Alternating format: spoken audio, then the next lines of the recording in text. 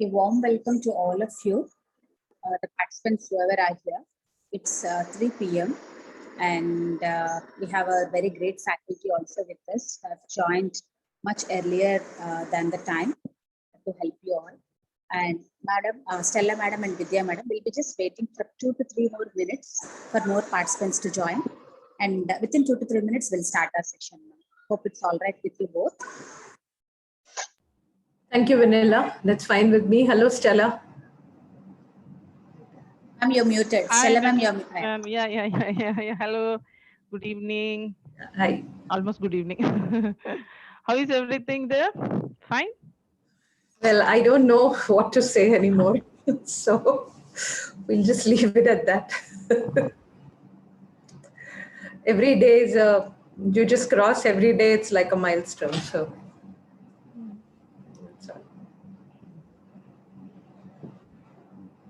You go to the hospital. I am in the hospital. I am in the hospital. I just came into one of the free OPDs to take the session. We are functioning completely because of,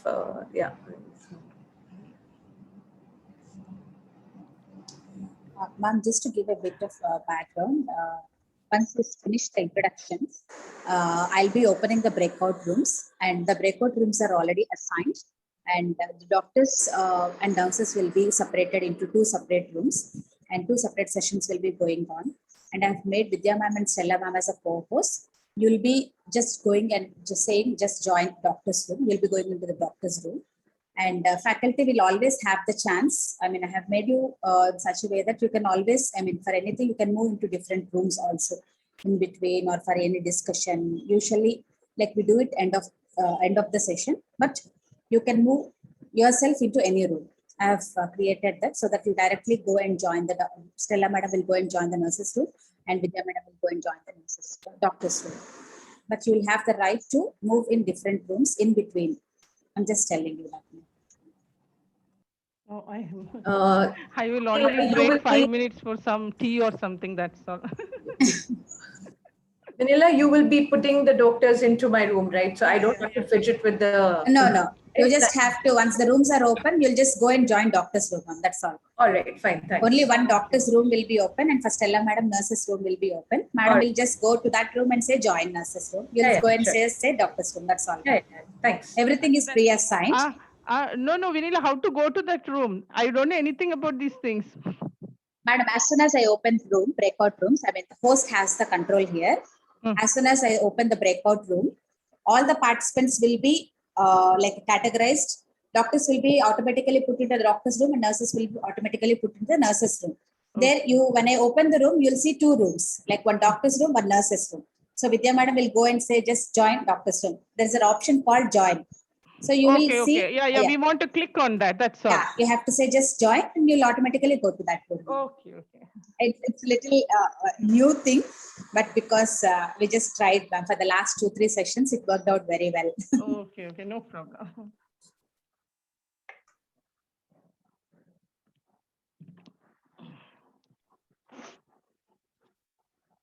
But still, it is raining very badly over here.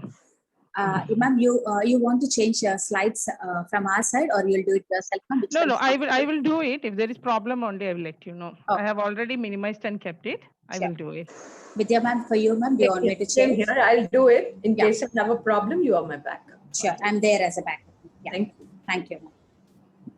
So I think we should start the session now. Like we have about 20-22 participants who have joined. Very good afternoon and very good evening to one and all. Once again, my name is Vanilla. I work as a program coordinator for palliative care in Hyderabad Center for Palliative Care, and also work as a program coordinator in MNJ Cancer Hospital, Department of Pain and Palliative Medicine. And I have with me here Mr. Swarup, who is the in charge and the nursing superintendent for our Pain Relief and Palliative Care Society and Hyderabad Center for Palliative Care. Swarup, would you like to please introduce yourself? Who's going to facilitate the nurses session today? Yeah, good afternoon, Vanilla. Thank you so much. So thank you, madam. Thank you, Sister Stella, for joining the today's discussion. I hope it will go well. So thank you so much. Okay. And my name is Swarup, and I'm a nursing in charge in the Department of Palliative Care, Hyderabad. So we run a 22-bedded hospice here, and also I've been working with the government of Telangana in implementing palliative care, and also being a trainer for the nurses. Thank you. Thank you, sir. So I also I wanted to introduce Dr. Vidya Vishwanath. So I'll just share Madam Cecilia's slide. Hope you all can see this slide.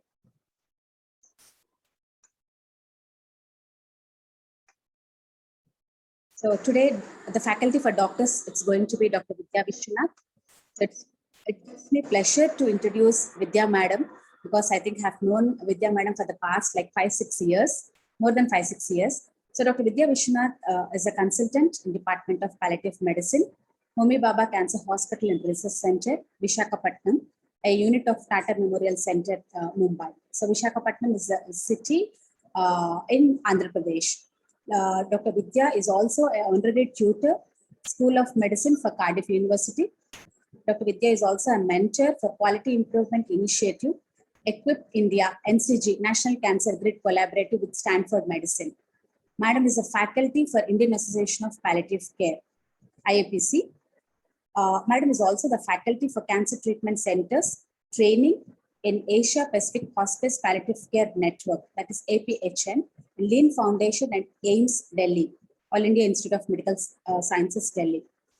Madam is also the faculty, she is also the faculty for integrating modules on palliative care in cancer training in head and neck oncology, and which is an impact, I'm sorry, Madam, HN India. I'm not very sure what HN refers to.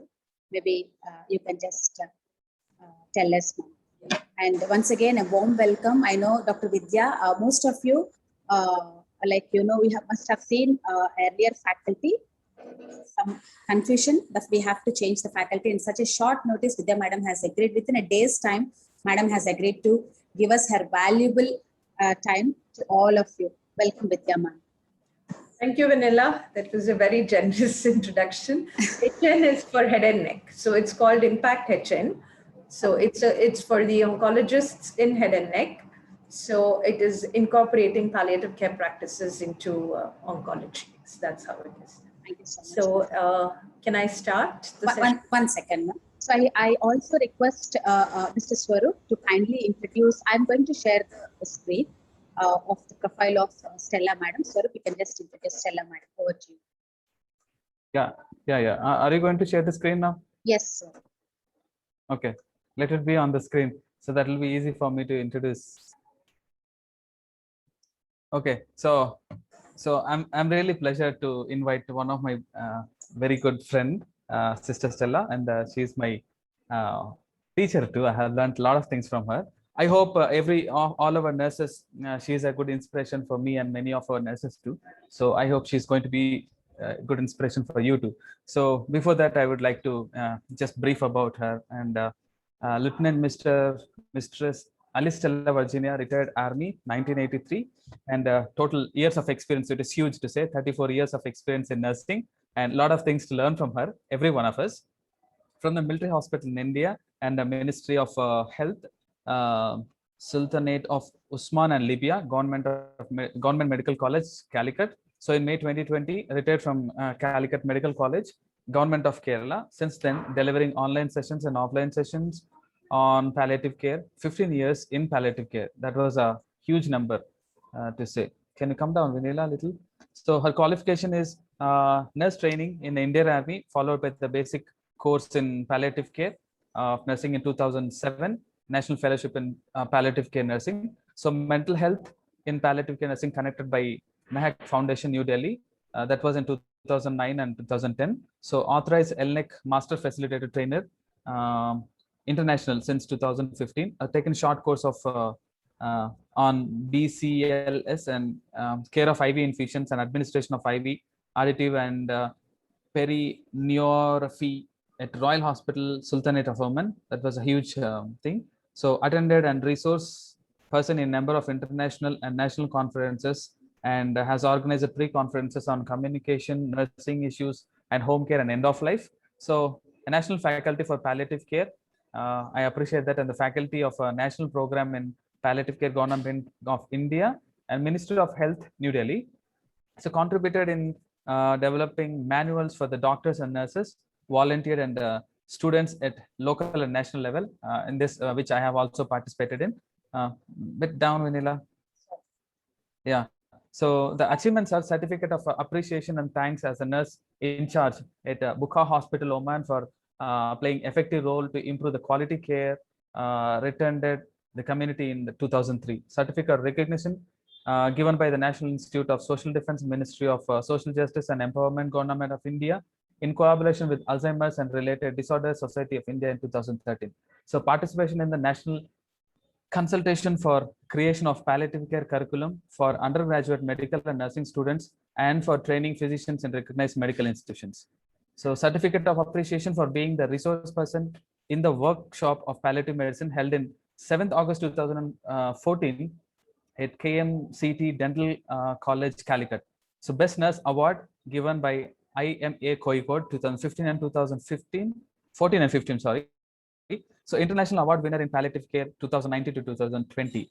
So award for excellence and leadership. There are a lot of things to say more about this. This is not enough, and we are going to listen more from her words itself. Thank you, Vanilla. Thank you so much. Oh, sorry, we missed the last slide here. So celebrating nurses' contribution to palliative care 2020 International Year of the Nurse Midwives. A report of a contribution was internationally recognized. So was launched in World Health Day, April 17th, 2021. And here she goes.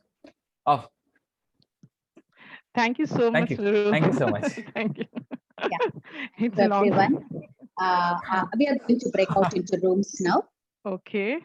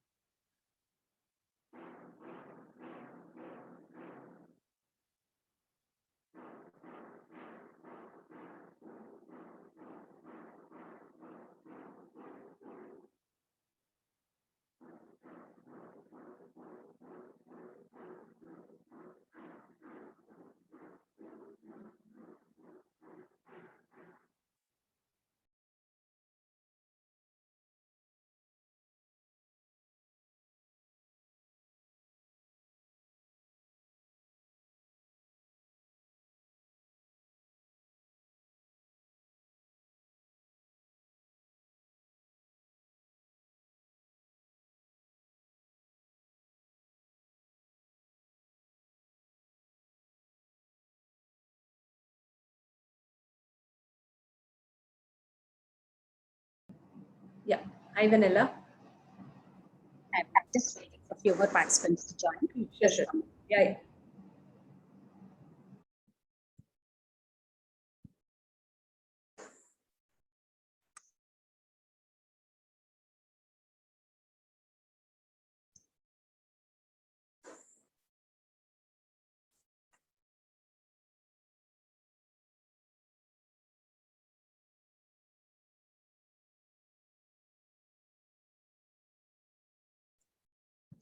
Ms. Bhavani, from your side.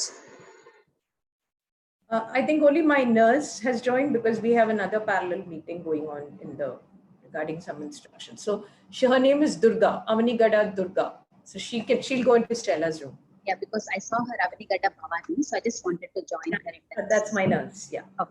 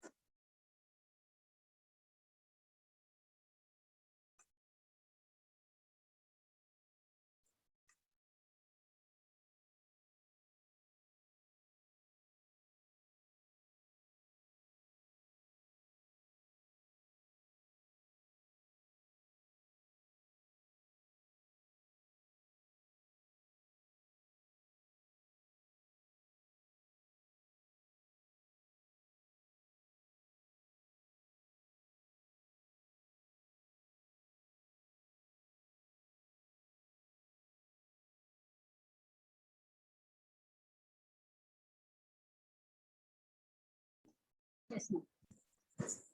Can we just, hello, ma'am? Hi.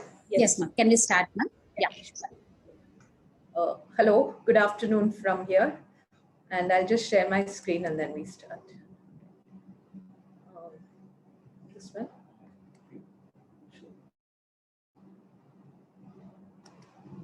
Where are my first two slides? My first two slides. This one.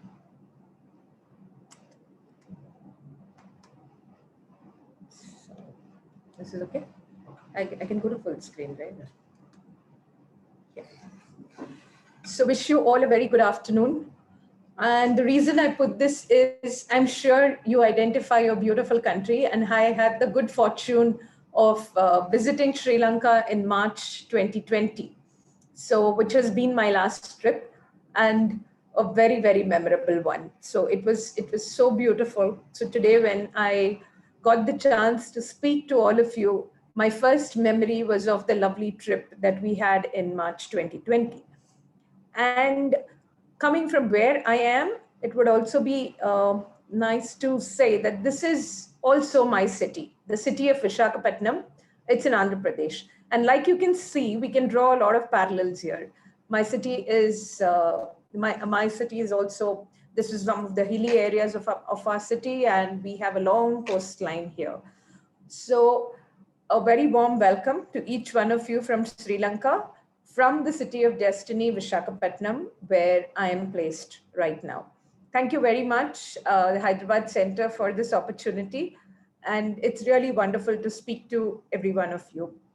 I would encourage if you would interact whenever you feel like. And I'm also more than willing to learn from you, because honestly, Vanilla told me you're a group of doctors, but I really don't know, I don't know all of you in person, and on a virtual platform, it becomes really difficult to take it if I have a really quiet audience. So feel free to use the chat. I'm sure Vanilla will help me with that too. Thank you so much. I request everyone to turn on their video cameras, please. It will be more interactive. And so my topic today is gastrointestinal symptoms in palliative care. So the setting would be a palliative care setting. And the symptoms that I'm going to cover would be nausea and vomiting, constipation, and touching upon malignant bowel obstruction, because they kind of flow together. So nausea and vomiting, we all understand, is one of the most distressing symptoms that we see. And so usually, what do you all do when you have, when your patients come with nausea and vomiting? I mean, what's the instant approach? Can one of you shout out the answer or type it? Then Vinla can tell me. What is your favorite drug? Or what is the commonest drug that you'll use? I can see Dr. Jayarasa and Dr. Prashant on my screen. Yeah. So what's your... Domperidone. Oh, wonderful. I'm so happy to hear domperidone, because I usually get the answer of ondansetron. So that's what I get from the audience here. Everybody is ondem or Zofert. So you use domperidone, which is a really nice answer. So before we go into what we do for nausea and vomiting, there are some terms which I would like to just reiterate. When we talk about nausea, it can be either nausea, it can be retching, or it could be vomiting. And these are ordinary defense mechanisms, like we know. And the phases which go are nausea, retching, and vomiting. And as far as definitions go, the sensation is nausea when we forcefully expel the contents, and with the contraction of the abdominal and chest wall musculature, we call it vomiting. When we retch, we have all these movements against a closed glottis, but there is no expulsion of the contents. And when we regurgitate, there is no muscular activity, the food is brought up. So when a patient comes and tells us, the first thing we need to ask them is, what exactly is happening to you? And in palliative care, the most important question that we ask is, how does this impact you? Because for us as medical professionals and how we train in our MBBS, it is one symptom. Do you have nausea? Do you have vomiting? But when you look at it in the context of an illness, and I must apologize because most of my examples will be from the cancer background, because I work in a cancer hospital. So the impact of nausea and vomiting is how does this patient function every day? Do they really have, does it impair their daily functioning? What about their quality of life? And what about their compliance to treatment? Because just having nausea and vomiting can cause poor compliance with the rest of the medication. And they refuse to take even pain medications because they just can't keep anything down. And looking at them, the entire family is distressed. So we have a significant amount of caregiver distress. And the patient's perception of what causes nausea and vomiting is also very important. They will come and tell you, like just now in my OPD, I saw a patient. She's a lady who has metastatic breast cancer with metastasis in the brain, in the liver, and in the bones. She is on capecitabine and she's on lapatinib. And she's come to me in a wheelchair right now. And she just sits there and says, I don't care about anything else. This feeling of nausea and vomiting is completely limiting. I'm unable to do anything but take away that symptom.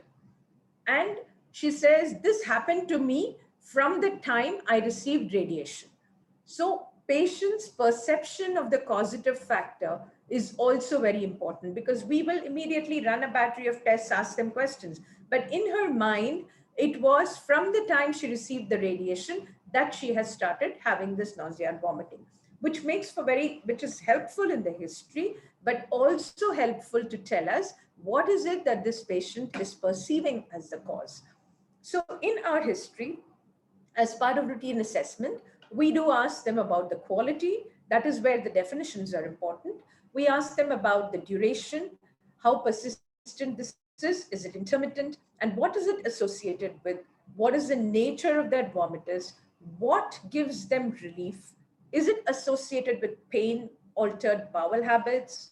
Is the sight and smell of food itself disturbing? Is it related with movement? Many times patients tell us that I'm fine at home, but the minute I travel and come to the hospital, that's when I start having vomiting. So it is the movement. What are the relieving factors? What is the drug history? Because nausea, vomiting is such an important iatrogenic symptom.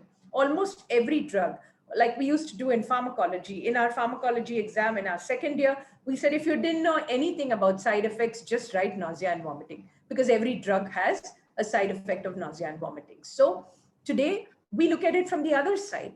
Is our medication causing this nausea and vomiting? And what are the other drugs that this patient is taking? What is the anti-cancer treatment that they are having? In case the patient, if you are seeing non-cancer palliative care, you have a host of CKD patients, patients with advanced liver disease who will also come to you with nausea and vomiting. What does the physical examination tell us? And what are the investigations? This is the entire spectrum that we need to know before we hand out a medication to the patient. And as part of assessment, another thing is knowing what the comorbidities are and the environmental stimuli, altered taste and smell, and most important are the wounds. We have patients with advanced head and neck cancer. We have patients with breast cancer and huge lesions. All of these patients come to us with nausea and vomiting. But the minute we ask them, is the smell disturbing you? Is it because of the smell or the odor from the wound, which is what is causing you this nausea and vomiting? You will get an answer as yes. So if we bring that symptom down, automatically the nausea and vomiting can settle. So why am I discussing all this? Because in the treatment and approach of treatment in nausea and vomiting, we have two approaches. We call it the cause-based approach, and then we call it an empirical drug approach. So are we planning the cause-based approach? And to understand what is causing this nausea, why do I want to select this drug, we need to go back a little bit and understand the emetogenic pathways. Because if we know the pathway, if we know the stimulus, if we know the receptor, then we will be able to identify, match it, and give the right medication to the patient. And sometimes you might have to use one drug, sometimes you might have to use combinations of medications which can block this stimulus. So going back, the pathogenesis is a trigger of the release of neurotransmitters, which are specific to these receptors. And what brings the input into these places, the response will depend on the central and the peripheral input. So the CTZ, like we know, the chemoreceptor trigger zone, that is an area which is not really a designated area, but it is an area where there is no blood-brain barrier. So your CSF and your blood vessels, everything intermingle. And so all your toxins can come there freely. And from there, the impulses again go into the vomiting center. So these areas have specific receptors. And what reaches these areas? You have stimuli from your GI tract, you have stimuli from your cortex, you have the vestibular stimuli, you have all of this which reaches this place. And so when you have nausea and vomiting, you have this integrative vomiting center, and then you will have stimuli which comes from the chemoreceptor trigger zone. And those are all the toxins, the drugs, the biochemical uremia, hypercalcemia, all of this that comes in. And then you can have gastric distension of the stomach, obstruction, chemical irritants which come in. And then you can have the cerebral, which is the higher CNS. That is where the sight, the smell of some of the foods can give you nausea. You can have movement related, which will come from the vestibular center. And this is also the place where opioids act. And you can have an increased ICT due to a primary or a metastatic tumor, which can cause nausea and vomiting. And so when it comes to these places, what happens? So each of these areas have receptors. So in the chemoreceptor trigger zone, it's the dopamine and the serotonin receptors. When we talk of vestibular, we're talking of the muscarinic and the histamine receptors. When we're talking of the vomiting center, we're talking of the muscarinic, antihistaminic, and the 5-HT or the serotonin receptors. So depending on the receptors, we can choose our drug. So that is where this is a chart. You will be anyway getting these presentations, so you will definitely be having it. We call it the 11 M's of MSS. So it could be metastasis, so cerebral, where you have increased intracranial pressure, which is causing the problem here. So here you have to treat the reversible causes. You have to give them high doses of steroids to bring down this vomiting. Meningeal irritation can cause increased intracranial pressure. Mentation or anxiety. Sometimes that is when patients come for chemotherapy, they say, I was fine till a few days ago, but a couple days ago, I started getting vomiting. And that usually happens because they are anxious when they are even coming for treatment. So if you take this history and address that anxiety, that itself will bring down the nausea and vomiting. Then vestibular stimulation. In the chemical, we have this whole lot of medications that can cause nausea and vomiting. So you can have opioids, like we know, and opioids, I'll come to it a little later, they have various mechanisms. But the good thing about opioids is it's self-limiting, which means you start your opioid, you give them good emetic control for the first 3 days and tell them to take it regularly and choose the drug. Don't give them an on-dem there, because if you do that, you're going to constipate them further and it's going to add to the vomiting. So here you choose either haloperidol or bromide-based receptor, because you need a prokinetic, you need an anti-dopamine or a dopamine antagonist, and that is what is going to help these patients. You also need a good cathartic so that there is no fecal load. So if you do that, you have actually given the patient a very good symptom control for the opioid. You give them this for 3 days, the vomiting will gradually settle over a week. And after that, they're not going to need medications for the vomiting also. So the importance of knowing this is to choose the medication and to give it at the right time. So when we're talking of chemotherapy or radiotherapy induced vomiting, I'll again come to that. Again, this acts at the chemoreceptor trigger zone and at the gut. And this is when all your cetrons work very well, because they're all serotonin receptor antagonists. And this has actually revolutionized the practice of chemotherapy, because initially we used to see patients retching and retching. This was way back in our times. But after the cetrons have come in, patients are doing so much better with chemotherapy because they have good symptom control. And once you give them good symptom control, that is when their compliance to treatment becomes much better. And then you have metabolic causes. So usually when you have say a patient with carcinoma cervix, an advanced carcinoma cervix. She has suddenly walked into my OPD and she says, I am unable to hold anything. I drink water and I am vomiting. So the first thought that comes into our head at that time is she in renal failure? Because this could very well be an obstructive uropathy, because she is an advanced cancer cervix, and now this could be an renal failure because of obstructive uropathy. So when we know the mechanisms, when we know the reasons, our whole approach to symptom management changes and we are able to do a much better job.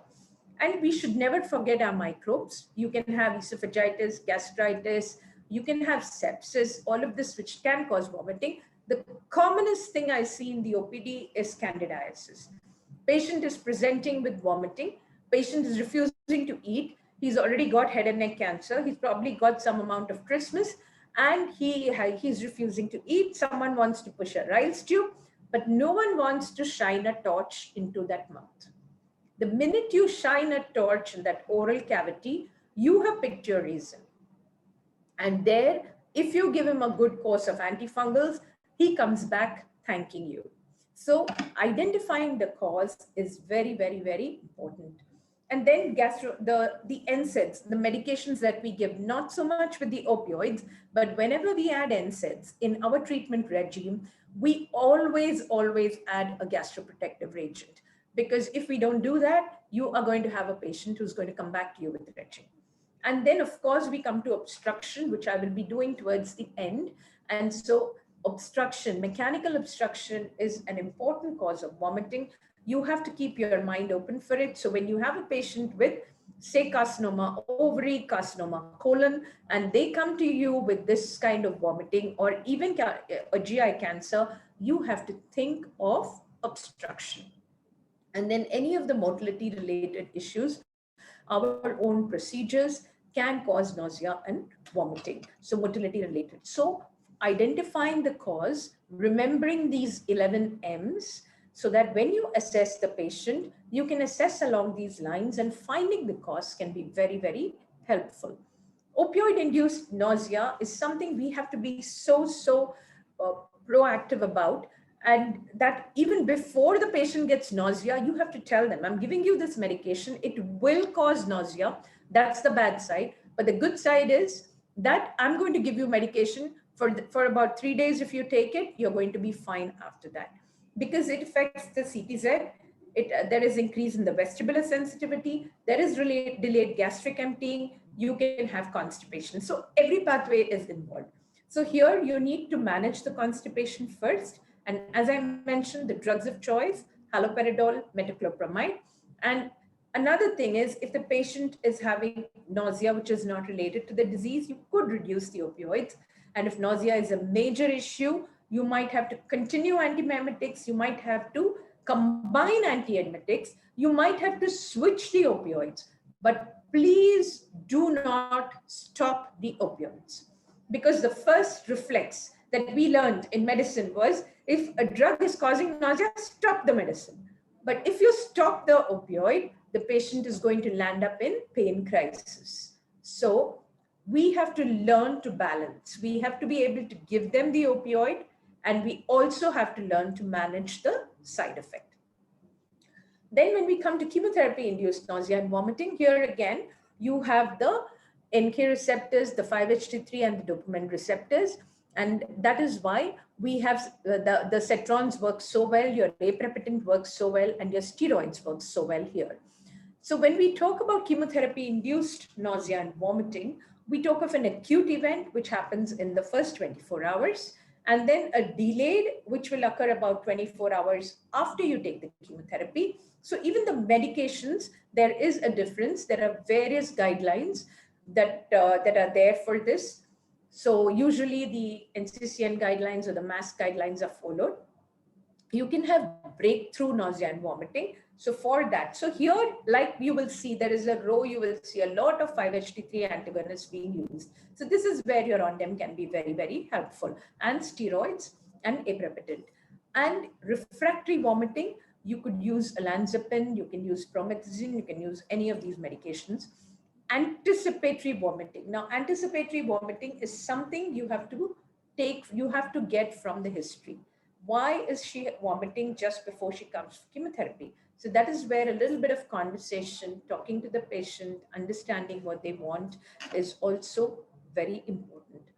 So these are some of the drugs. I'm sure many of you will know. You will have your own protocols in the hospitals that you work. So being aware that you can have drugs which are very emetogenic, of high emetogenicity, moderate, low, and minimal emetogenicity is important, because then you know that this drug is going in, that I can expect this level of nausea and vomiting.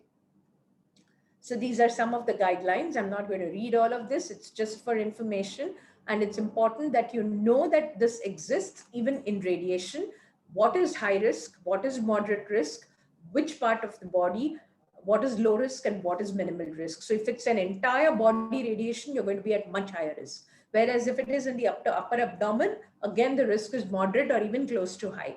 Brain, head and neck is a little lower. And if you are going to give radiation in the extremities or in the breast, that comes under the minimal risk for nausea and vomiting. So we keep talking about giving dexamethasone and steroids in nausea and vomiting. Why do we give it? Because it reduces the permeability of the CTZ, and it reduces the neuronal content of GABA.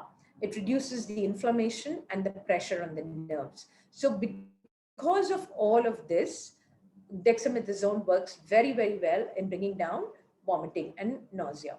And now we use olanzapine very commonly. I'm sure you will be using it too in your setup. So this is actually an antipsychotic, but it blocks several receptors. And so but like I told you in the beginning, you have a cause-based approach, you have an empirical approach. So suppose you are at that stage where there is intractable vomiting, you are just not able to control it. And that is when a drug like olanzapine can be very, very helpful. And now olanzapine is also part of the chemotherapy protocol. And so we give olanzapine to patients even after chemotherapy because it really works well with them. So this is the single drug approach that we can have. But besides knowing the drugs which are associated with nausea and vomiting, what we also need to know is how do we correct the correctable causes? Never forget that. So if a patient has gastritis or constipation, raised ICT, candidiasis, if they have a metabolic problem, we need wound odor. Very, very, very important. There is a very nice paper. I can share it with Vanilla, and I think it's really worth reading as to how we can control wound odor. Sure. And once we do this, then correcting the correctables, if we start with this, then it can be immensely beneficial to the patient.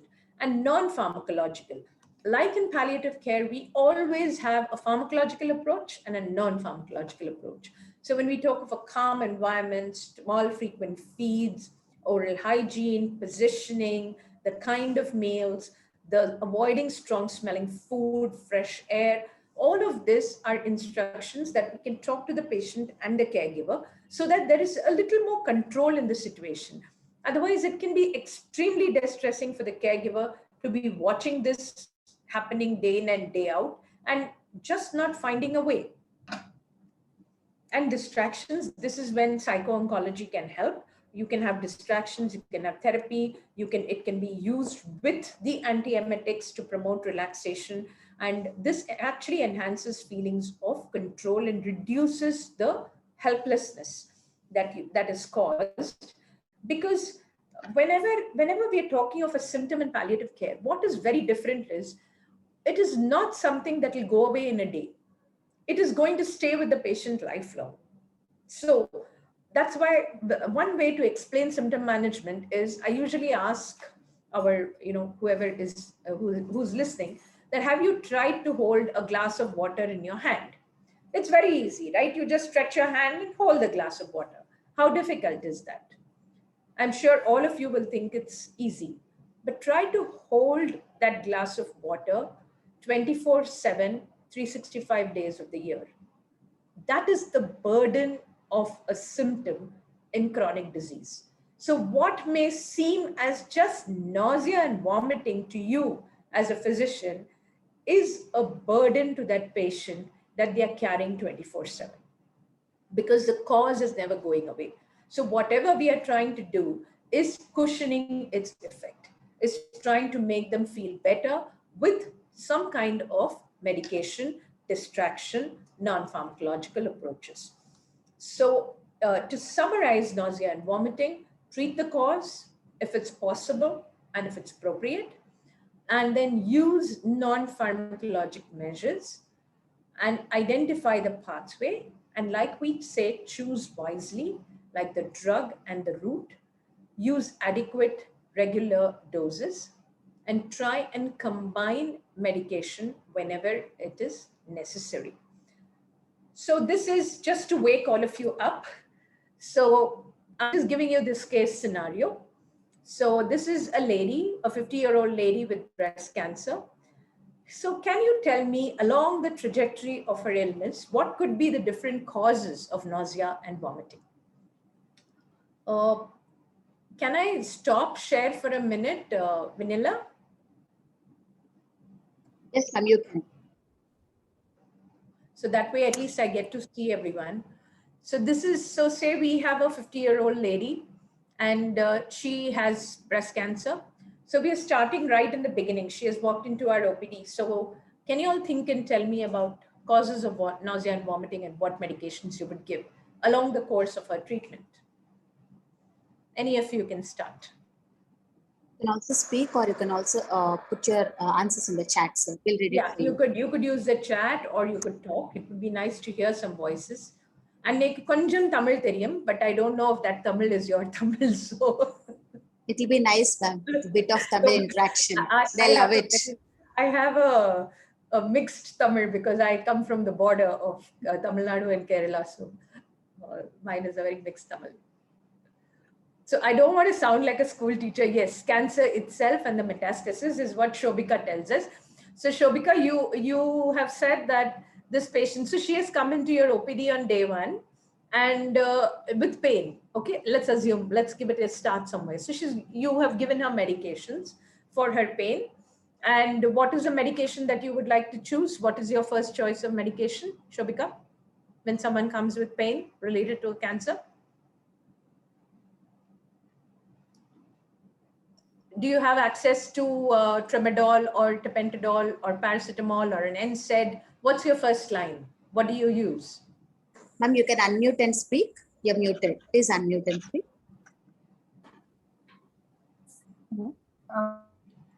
Yes, go ahead, ma'am. Yeah. Shobika. Maybe tramadol or brufen or All right. So you will use tramadol. So how do you usually give your patient tramadol? So you give them an oral dose, or how do you give them? oral. Oral. So what's the dose that you usually start with? 100 BD. 100 BD. And with that, what else do you give? Maybe we can go for paracetamol also. Maybe 4 hourly or 6 hourly dose. For tramadol, usually we do, and we should give some antiemetic in starting tramadol. Yes. Excellent. And maybe we can go for omeprazole or ondansetron as well, because okay, maybe okay, because the cancer, maybe because of the cancer itself, they won't be having a proper meal, so that might cause gastric irritation, and because of Very gastritis they might have this. So because Very of that, maybe we can start an omeprazole and ondansetron. All right. So Shobika, you gave me 2 reasons already, right? So your patient has come to you. Probably she's taking over-the-counter drugs, and over-the-counter usually are NSAIDs. So they give them combinations. In our setting, they usually give them, say, an aceclofenac paracetamol or a diclofenac, or they will take this over-the-counter. And like you rightly said, they will not be giving them a gastroprotective. So the gastritis can cause the vomiting. So there, one of the thoughts in your mind should be, can I give them, like what you said, a PPI, okay, which you would like to give them, and which will again bring that symptom.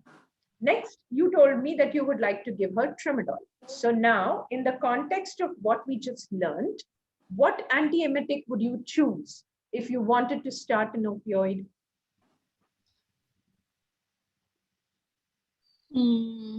So where do the opioids act?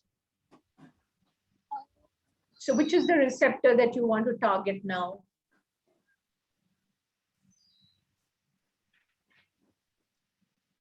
So will ondansetron help you? Because ondansetron is, what receptor does it work against? It works against the serotonin receptor, right?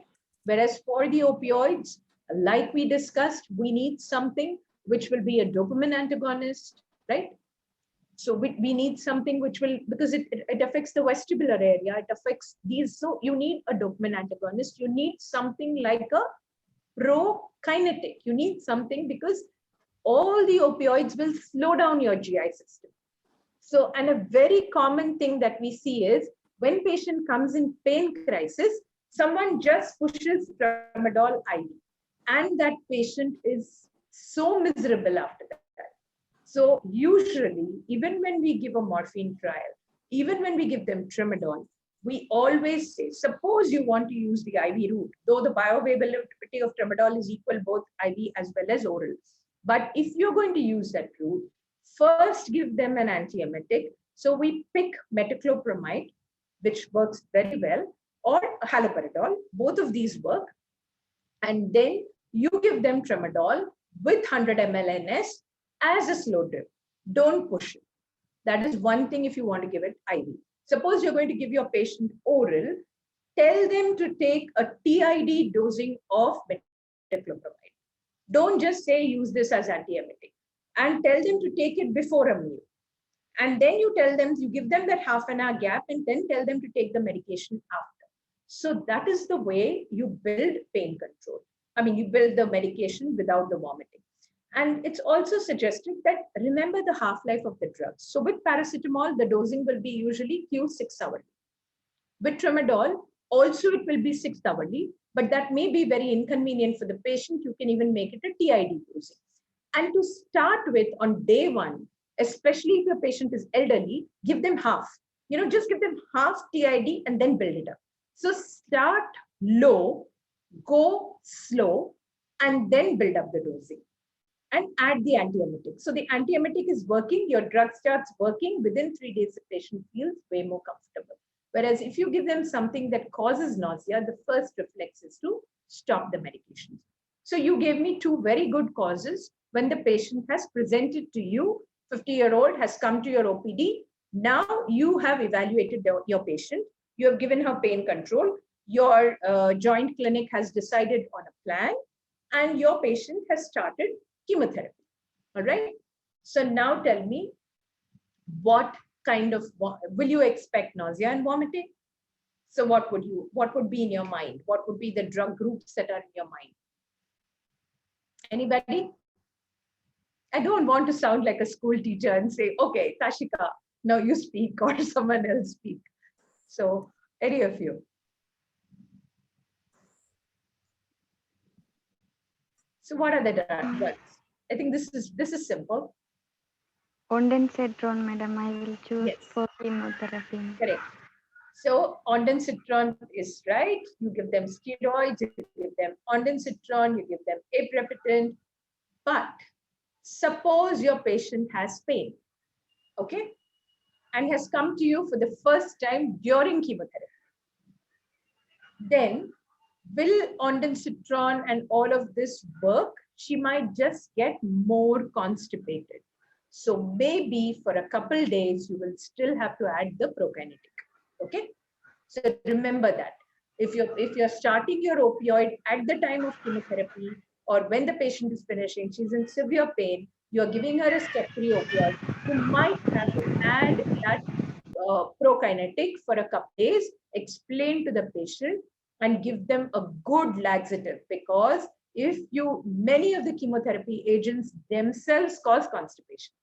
Paclitaxel will cause constipation. So if you're going to give them a constipating chemotherapy, a constipating pain medication, and not give them a laxative, they are going to vomit because of the constipation. All right.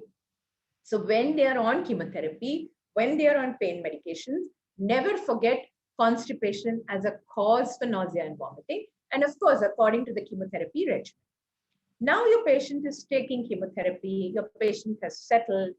One day she comes to you and she says, I am vomiting since the last 2 days, and she comes and sits like this. And she says, I have a headache. So what will you think of? Prashant, that sounded easy. That's the reason I called you. Your name sounded easy to call out. So Dr. Prashant, what would be a cause that you could think about? So can you just Like I told you, unmute this? she's a 50-year-old, all right? And she is a metastatic breast cancer. You have started chemotherapy. She's doing very well. And one day she comes like this and she says, I am vomiting, I have a headache. What will you think of? Anyone? Could be due to increased intracranial pressure. Excellent. Yeah.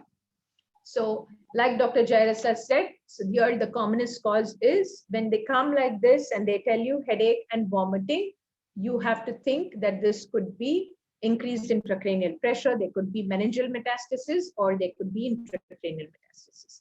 So here now, what would be the drug of choice? What would you like to use? This has a protocol, right? When a patient comes like this, then what do we need?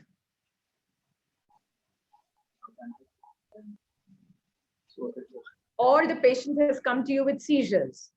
All right, you have a patient with lung cancer who's come to you with seizures. You have a patient with breast who's come to you with this headache, vomiting, seizures. First thing that you have to start is dexamethasone. Once you know that this is due to raised ICT, raised intracranial tension, leptomeningeal meds. So here, whatever medication you give them will not help. You will have to give them steroids and immediately ask for a radiation oncology referral because you will have to give whole brain RT to this patient. But the drug of choice here will be steroid. So don't forget this at all, because this is something, unless you remember, you will not realize it when you actually see it. It's a very common complication. And the doses of steroids that we give are pretty high. We start with 8 to 16 milligram immediately. And then after that, we taper, because by then we have a plan as to what we are going to do. So when this kind of patient comes to you when they come to you with this headache and nausea and vomiting, then immediately think of brain metastasis. Now, this same patient has taken all your treatment and she's on end of life care. She's at home. You're giving her medications, and then one day she continues to vomit. So then towards end of life, she is delirious. Okay, she doesn't know what she's saying. She has vomiting. What will be a nice drug to choose when a patient has delirium towards end of life and vomiting? What would you like to give?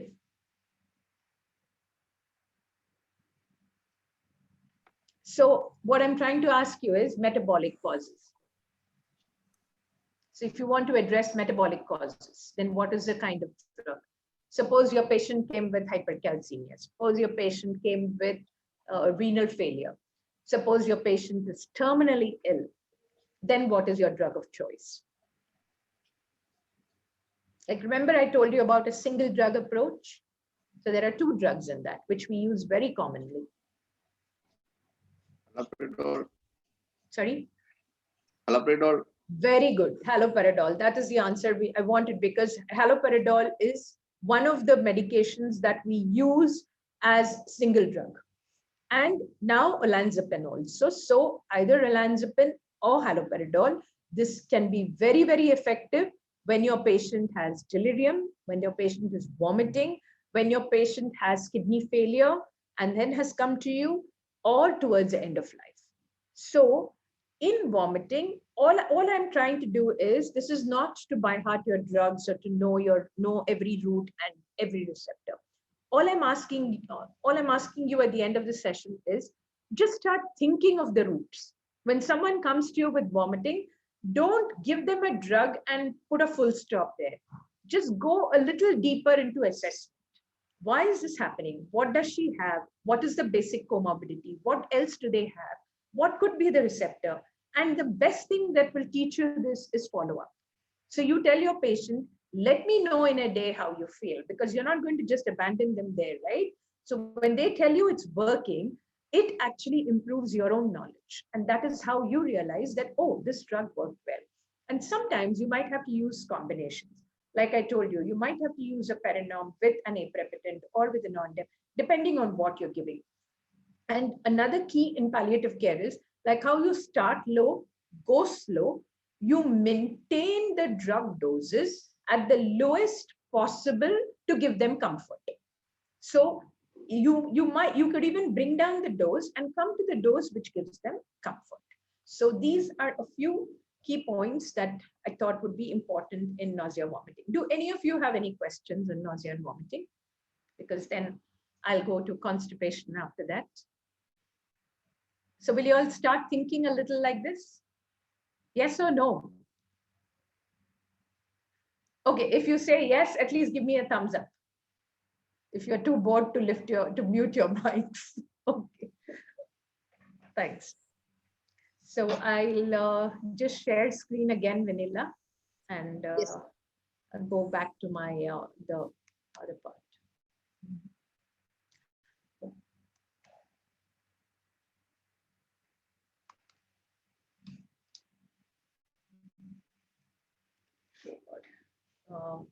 You might have to help me with this, Ramakrishna, because yeah, okay, got it. So now we come to, thanks, sir. So now we come to another topic, which is constipation. Again, as a palliative care physician, or even if you are seeing patients who require palliative care, you may not be a palliative care physician, but this is to inculcate the practices of palliative care. I think constipation is right up there as far as palliative care goes. So for all of us, constipation, we think of it as common symptom. We just ask one question. Do you have constipation? Yes. So now, can you tell me what are the questions you will ask someone if they have constipation in your minds? Just put it up in the chat, or Vanilla can just tell me what you say. Just 2 or 3 things. What do you think is constipation? Or you can unmute and answer. So the answer is there, staring at you. So we say it is decreased frequency. We say you have difficulty. Sorry, yeah? 3 months ago. I can't hear you. I'm sorry. Can you just repeat, please? Yeah, for frequency and first we have to clarify the patients are actually they are sometimes every day they have devication, but still they comply. Very good. Yeah, that's exactly what I was expecting, because the most important question is the first question. What was your frequency before you started having a problem? So for some, the frequency might have been 2-3 days, for some more, for some it's an everyday. Or so understanding what was the normal stool pattern for that particular patient is very important. Only then we could say whether it's decrease in frequency or difficulty. So this will include straining, hard stool, abdominal discomfort. And you would be surprised to know that in our practice in palliative care, we see almost 50% of our patients who present with constipation, and those who are terminally ill, it's almost 87%. And those with opioids, it is almost 87%. So it is such an important symptom for us in palliative care. So for this, over the next few slides, I just again want you to understand what are the causes for constipation, what is the mechanism of action of the laxatives that we use. Again, a common question, when we prescribe a laxative, we just write. What do you write most commonly? Which is the laxative that you like to give most commonly? Any of you? Lactulose. Thank you. I was waiting for that answer. Yeah, lactulose is the most common. We always just write lactulose. And do you ever write the dosing? Yes. Yes. Good. So what is the dose that you usually write? So depend on the patient's compliance. So normally 10 ml to be increased up to 30 ml, but 10 ml initial. Okay.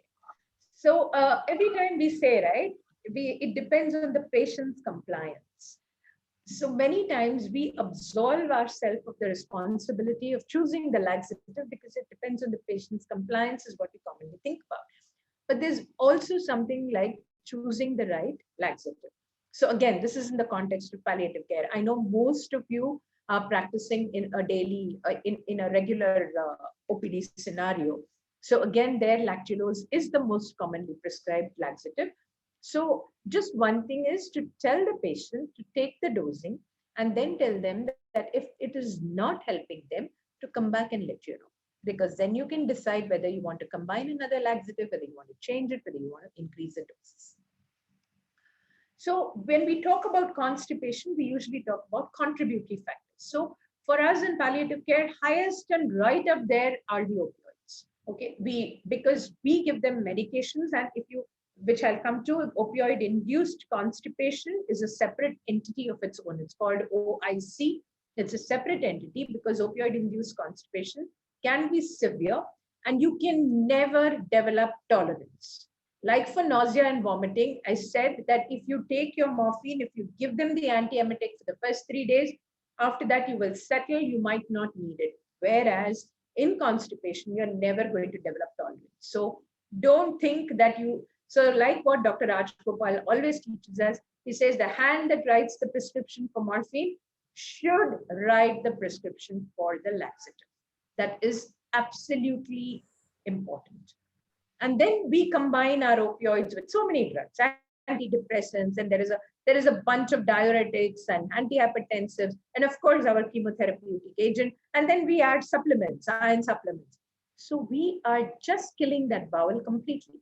We are just adding everything to cause constipation. So a lot of our constipation is caused by iatrogenic factors.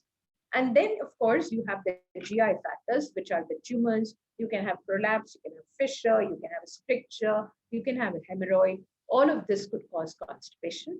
Then you could have your neurological, so where the presenting complaint could be constipation. So when you have a spinal cord lesion, neuropathies, Parkinson's, and then metabolic, hypercalcemia, hypokalemia, uremia, diabetes. So you can see the whole spectrum here.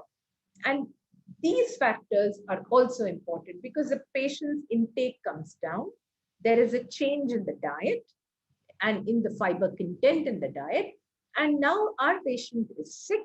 He is sleeping most of the time. There is reduced physical activity. There is so much fatigue. There is cognitive impairment. And you wouldn't believe this, but if I tell you a story, once in the hospice, we had a patient whose relative came to us running in the evening. And it was almost 6 p.m. and she came from a place which was really far away, almost 50 kilometers away. And she said, I came here for a prescription of paracetamol or tramadol. I said, you came all the way at this hour for this prescription?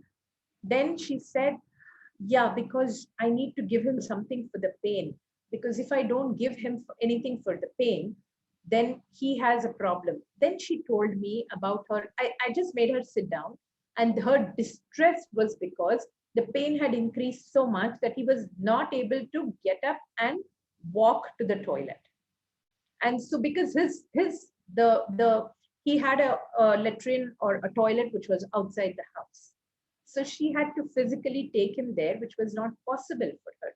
So lack of privacy and comfort. So asking the patient, do you have a commode at home? Do you have a toilet at home? Or do you have to walk? Because many times patients will even skip taking the laxative because they have to make multiple trips. So they will say, it's okay, I don't want to take it because I will go once in 4 or 5 days, which will cause abdominal pain. And because we have instructed that if you get pain, add a breakthrough dosing, they will take more of the opioid. So it becomes a vicious cycle. Opioid is causing the constipation. They do not want to take the laxative because the laxative is too expensive, one thing. Second, the doses may be so high that they can't really afford it.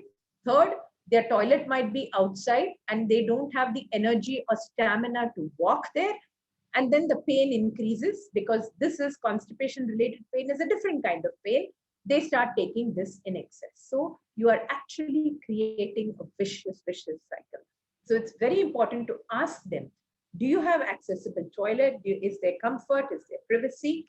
And are you able to sit and go to the toilet? Many times you have patients with fractures, with immobility related issues, where sitting on a toilet is impossible. They need to have someone to help them with these issues. And when we talk about opioid-induced constipation, it's important to know opioid affects at every level. So one thing that it does is it reduces the peristalsis. And the second thing is, because of all the time that it spends in the GIT, it dehydrates the stool completely. And then it also increases the tone at the ileocecal valve, and the reflex to pass stool is again decreased. And along with the opioids, we add other medications. There is dehydration, age is advanced, immobility. You could add metabolic factors in this. So now you can imagine what would be the spectrum for opioid-induced constipation. So what else do you think are associated symptoms? Anyone? Along with nausea and along with constipation, how does this patient come to you? Can you all just throw out some names of symptoms? So what are the other symptoms? How does a patient come? So what else do you think they will come and tell you? Yes. Dr. Puvikaran? Yes. Yeah, abdominal pain and abdominal discomfort. Yes. Sometimes they may say vomiting also as well. Very good, right. So very true. So that is why the associated symptoms will be anorexia. They'll say, I can't eat. I don't feel like eating because I'm vomiting everything. And then there is bloating. There is abdominal pain. So again, in our pain history, what is the kind of pain is so important, because whenever we take a pain history, we actually write pain 1, pain 2, pain 3. So when the patient says that it's colicky abdominal pain, it's coming like spasms, I feel better after I pass motion, then you know that that is a different kind of pain, which is constipation related pain.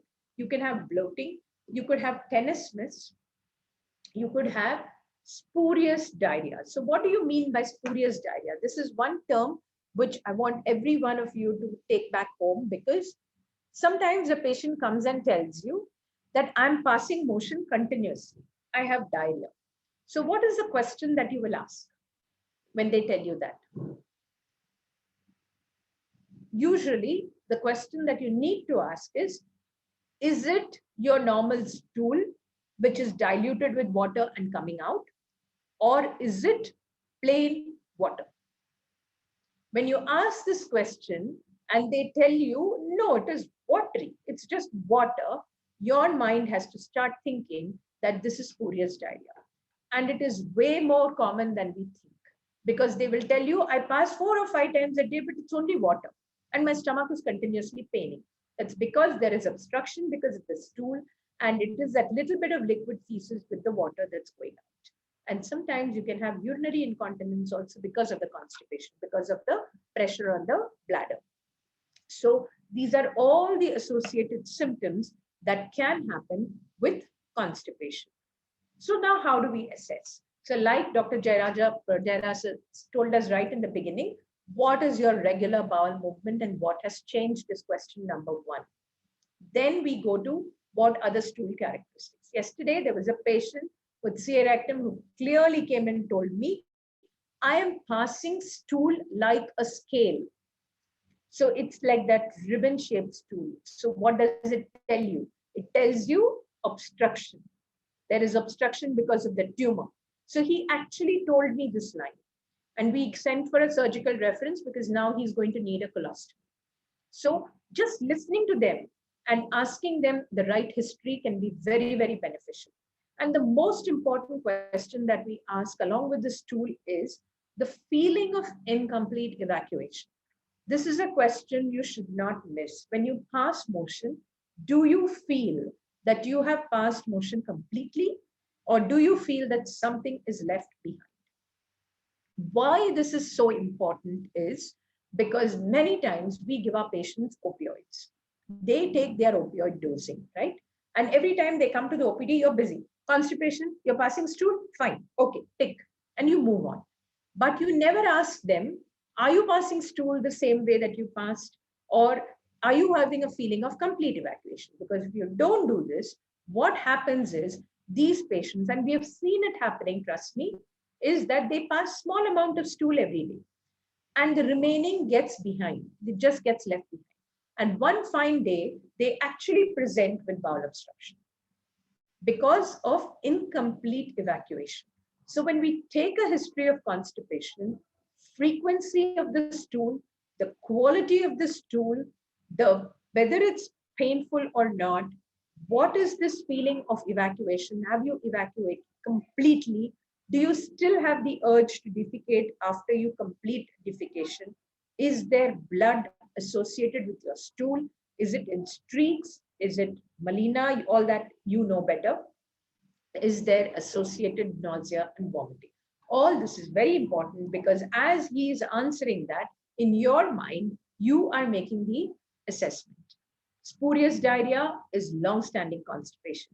And sometimes when a patient comes and on a wheelchair and tells you, my back is hurting, I can barely put my feet down, and I'm getting tingling and numbness, ask for history of constipation because it can be the first sign of spinal cord compression. So don't miss that history. So your patient is giving you a history of constipation, then you go to urinary continence, and this patient will need an emergency RT referral. So remember, constipation history can give you a lot of information. And this is a Bristol stool chart, which you can use as reference. Type 1 is constipation. 2 also is part of constipation. 3 to 5 is normal. 6 and 7 are more like diarrhea. So what else would you do in assessment of constipation? You asked all these questions. What will you do next? So your patient is in front of you. He answered all these questions. What would you do? Is there anything left to do? Anyone?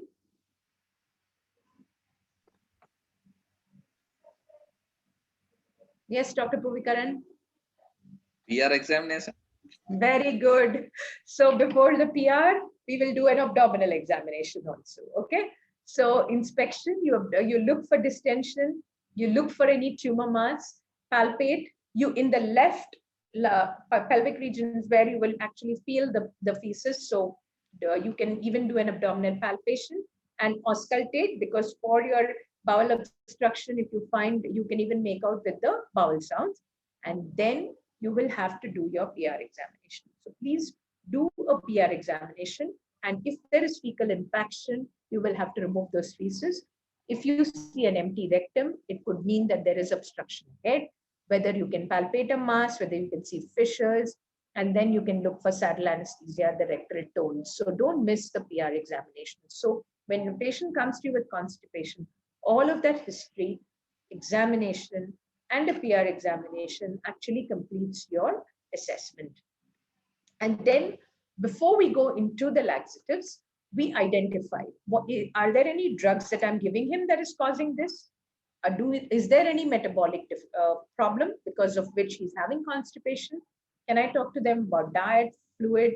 See, when we give these big talks about diet, in palliative care, sometimes it is completely bizarre because a patient is so cachexic, so anorexic, you can barely get up, and you're trying to tell them you eat a fiber-rich diet.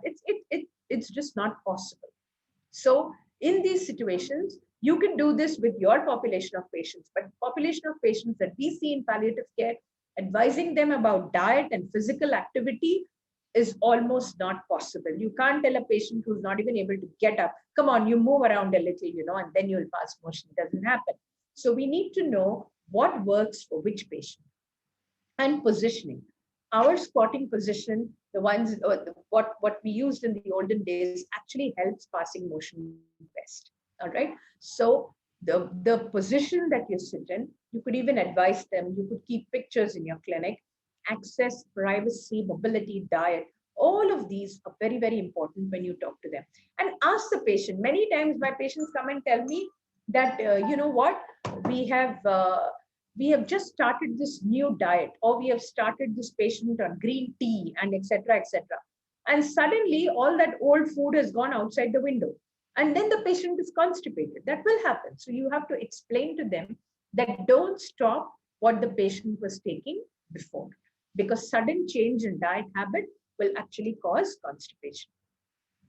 So again, now when we come to laxatives, we have to think of what are the laxatives. So like I asked you right in the beginning, you told me lactulose. So what kind of a laxative is lactulose? It is an? Any of you? So in palliative care, this is the group that we like the most. So we need a stimulant laxative. Why do I need a stimulant laxative? Because my opioid has gone in and slowed down that bowel completely. So when it has slowed down that bowel, I need a laxative which will have a contact with the submucosal, with the myenteric plexus. It will improve the muscle contraction. It will improve the motility. So that is where we usually use sodium picosulfate very commonly, which acts only on the large bowel, and bisacodyl very, very commonly acts on small and large bowel. So our combination usually is we use a stool softener along with a stimulant, and then we can add a bisacodyl, because again, small and large bowel, and then go on progressively, which I will come to. So why do I choose a stimulant? Because my mechanism is opioid induced. So that is why a stimulant will work best in this setting. Then the other group of laxatives we use very commonly in palliative care are, of course, the fecal softeners. So as a softener, you can also have osmotic laxatives, which are again most common, like what you mentioned to me was lactulose. It is an osmotic laxative. So water is retained in the gut lumen, it increases the fecal volume. But if you're going to give lactulose to your patient with opioid-induced constipation, you are going to cause more bloating, okay? And it will not help, because you need something to stimulate that bowel. So you will need to give them a stimulant laxative and a stool softener first, and add this to that if that doesn't work. Okay, so that's how we combine laxatives. And lubricant, like liquid paraffin, is again a very common laxative that we use. But bulk forming laxatives like isabgol, which you give in your regular setup, we hardly ever use in palliative care, because bulk forming, the patient will never be able to take in that much and defecate after that. There are some more newer laxatives, prostaglandin derivatives and propilopride, which is a prokinetic, because it stimulates 5-HT4. And once the 5-HT4 is stimulated, you have acetylcholine, and so it propels the motion. So you do have these laxatives, but these are not approved for opioid-induced constipation, and we hardly ever use them. So we also have this group of drugs, which you should know, which is called as peripherally acting mu opioid receptor antagonists. So it would be so nice if we could use morphine or our opioids, give them pain relief, and remove its effect from the bowel. So that is what Pamoras do. So they will continue with they will not touch at the central level. When you give them an opioid antagonist, this is not going to act as at the central level, but at the level of the gut, it will act as an antagonist. So you will have pain control, but you will also be able to give them relief from constipation. Again, we hardly ever use it in our practice. It's there, it exists and available at a few centers, but not in routine use. But methyl naltrexone was the first approved drug for opioid-induced constipation, and it's at the doses usually given subcutaneously. So now, how do I select what is the laxative that I want to use for my patient? So here, my laxative will need individualization. So what is the nature of this stool? What is the cause of this constipation? And what is this patient going to accept from me? So these are three very, very important questions I ask. And remember, bisacodyl is the cheapest, whereas lactulose is way more expensive and PEG is way more expensive. So it also depends on how much can I expect this patient to spend again on an everyday basis, because that is the question we have to keep telling ourselves in palliative care. This is not a one-time thing. This is every single day. So what is the best combination that I can give my patient. First thing is prevention. Before the patient comes and tells you I have constipation, prevent it. So that is why write the laxative and start with a stimulant laxative. The usual pattern is we start with a stimulant like bisacodyl. So if the patient is not constipated, we start with a dose of 5 milligram. If the patient is constipated, we start with a dose of 10 milligram. We can double this dose in 24 to 48 hours. You can add another daytime dose if you wish to in another 24 to 48 hours. Suppose this is not working, what will you do? You will add another softener. So that is where you can give your PEG, your polyethylene glycol or lactulose. So along with this, you give that, it works. And finally, remember the patient usually finds this combination. Most of our patients on opioids will have a nice way to combine and they finally find the combination, but you have to help them through that. And if you do a rectal examination and if you find soft pieces, bisacodyl suppository will help because it will stimulate the bowel, the feces will be out. But if it is hard, what should you do? You should first evacuate it manually. Again, you have to give them good lubrication. So you need a lot of the analgesia there. You need to put lignocaine and then gradually remove it. Bisacodyl or glycerol suppositories can help here, or you can add polyethylene glycol orally. So you're doing this from the rectal route and you're also adding PEG from the oral route. What does polyethylene glycol do? It actually helps in fecal impaction. But to give polyethylene glycol to your patient, you should make sure that your patient is able to drink 2 glasses of water. Because if you give them PEG as a powder, it is not a solution. It has to be mixed in 2 glasses of water. So you have a patient who can barely swallow, you give them PEG, it's going to be a complete waste.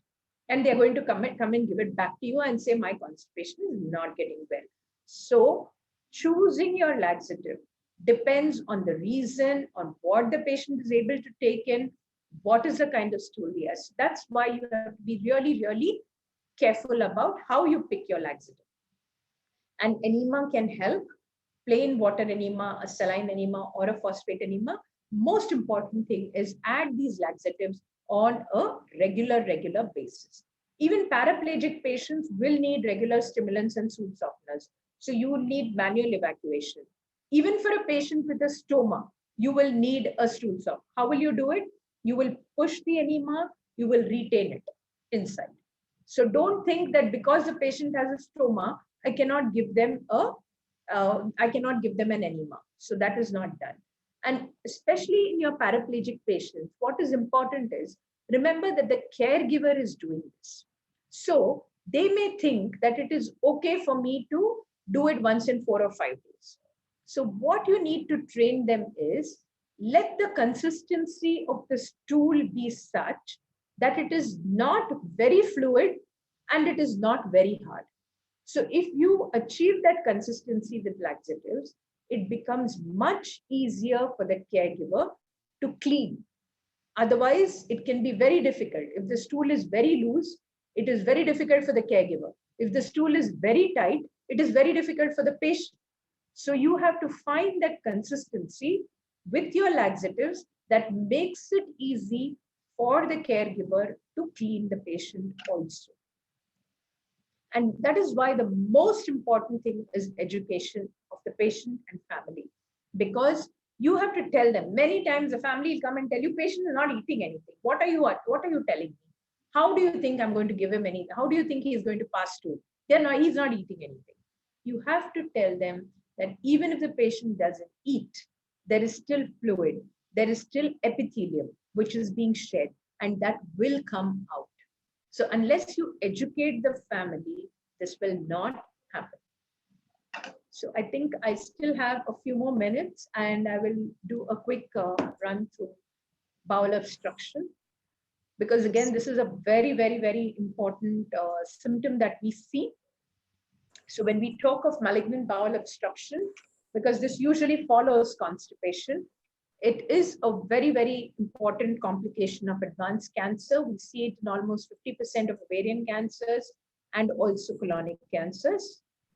And It can be partial, it can be complete, it can involve. Sorry, can I interrupt? Yeah. I think to answer two questions, I think so. Like few people have written lactulose, Delclax. Okay. Yeah, sorry, because I tablets. can't see the screen. Can you read out the question to me, Vanilla?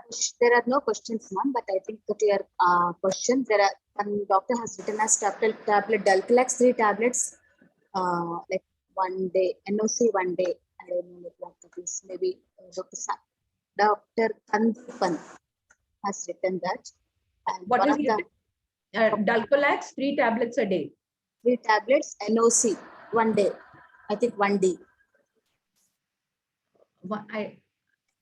Can you just, who is the doctor who's written that? Could you just explain? Dr. Kandipan, sir, can just yeah. Could you tell us what was your question or your comment? Hello, sir. You can definitely give Dalcolax 3 tablets. That's not a problem. So usually we start with 1, we go up to 2, and then in case the patient needs more, they can take it. But then if you realize that just adding Dalcolax is not going to help, you have to combine it. You have to combine it with a stool softener, because that is what works. If you know that one line is not working, you can increase for the first couple of days, but combining it is important. Is there anything else? One more thing, like I think one Krishnaswamy doctor has sent us files, I don't know, not very sure. And one doctor has osmotic. I don't know, I think these are the responses to your questions, I think, someone in between. Can someone unmute and tell me, because I find it easier if you will tell me what your question was. Dr. Divakaran has mentioned it as osmotic. Yeah, osmotic is what our lactulose is. It is an osmotic laxative. Or probably this was an answer to the question, because I asked them what was lactulose. He must have typed osmotic laxative, which is right. That is right. Yeah, that is right. Yeah. Thank you, sir. Yeah. So when we talk about bowel obstruction, it can be partial, it can be complete. It can be at one level, it can be at multiple levels. Causes can be malignancy or non-malignant. So you have this you have a whole spectrum. So before we go into malignancy, what could be the non-malignant causes? You can have adhesions, you can have spinal cord injury, you can again have medications. Don't underestimate this. We have actually seen patients coming with opioid-induced bowel obstruction. You can have metabolic, you can have peritonitis, you can have fecal impaction, which can actually present as obstruction.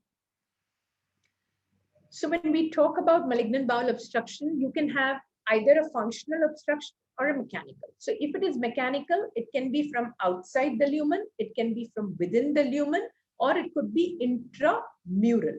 So all of this can cause mechanical obstruction.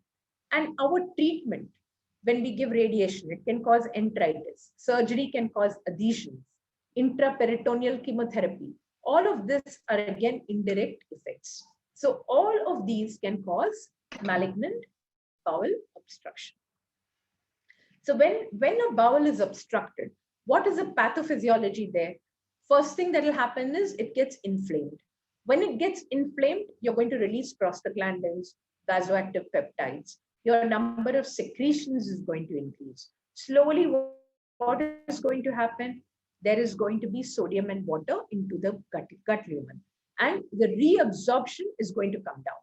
So now you have a loaded, distended bowel with intestinal hyperemia. Bowel is edematous and distended. And now this distended bowel is going to try and contract. So what is going to happen when that distended bowel tries to contract is it's going to cause abdominal cramps and colicky pain and nausea and vomiting. So now you can imagine that this distended bowel is contracting, and that is why the patient will come and tell you, I have severe colicky pain which comes in between. I have vomiting associated with it. I have not been able to pass stools. This stasis slowly leads to epithelial damage. So this is the whole spectrum of how bowel obstruction can affect the intestines. So the symptoms will depend on what? The The symptom will depend on where this obstruction is.